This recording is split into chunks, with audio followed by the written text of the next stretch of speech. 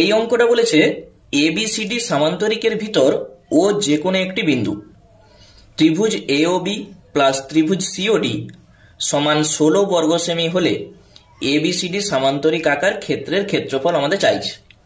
কি করবে? আমি যদি একটি সামান্তরিক আঁকি, দেখো ছবিটা ভালো করে বুঝে নাও, নাম দিয়ে দাও এ বি সি ডি। এই এবিসিডি সামান্তরিকের ভিতর ও যে কোনো একটি বিন্দু, এই বিন্দুটার নাম দাও ও বিন্দু। তাহলে দুটি ত্রিভুজ, একটা এওবি আর একটা সিওডি, এইটা এই সামান্তরিকের ক্ষেত্রফল চাইছে। তাহলে আমরা কি করব? একটা অঙ্কন করব, এইটা সমান্তরাল করে, এইটার নাম দাও ই, এইটা এফ।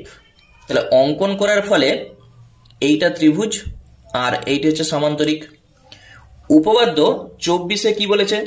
যে একই ভূমি এবং একই সমান্তরাল সরেখা যুগলের মধ্যে অবস্থিত ত্রিভুজের ক্ষেত্রফল সামান্তরিকের ক্ষেত্রফলের অর্ধেক। তাহলে এ পাশটা আমি যদি আগে লিখি, ত্রিভুজ এ ও বি সমান, আমরা বলতে পারি 1/2 অফ সামান্তরিক A E F B, A E F B.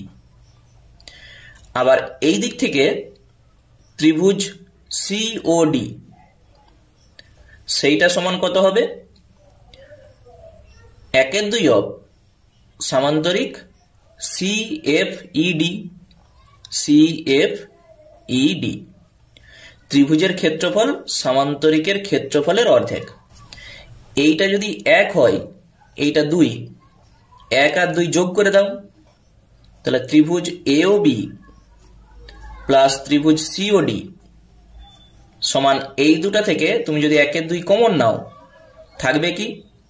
সামান্তরিক A E F B R সামান্তরিক C F ED.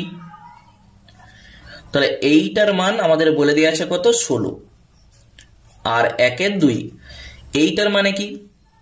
এই ছোট সামান্তরিক তার সঙ্গে এই ছোট সামান্তরিকের যোগ করলে দেখো এবিসিডি সামান্তরিকটা তুমি পাবে। তাহলে সামান্তরিক এবিসিডি,